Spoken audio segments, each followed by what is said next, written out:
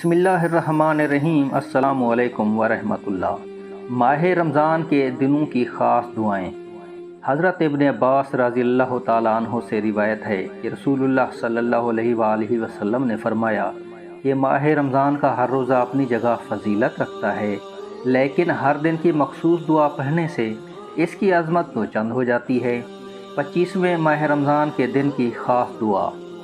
اے معبود، آج کے دن مجھے اپنے دوستوں کا دوست قرار دے اور اپنے دشمنوں کا دشمن، نیز مجھے اپنے نبیوں کے خاتم کی سنت پر قائم رکھ۔ اے نبیوں کے دلوں کی نگہداری کرنے والے، آمین ثم آمین۔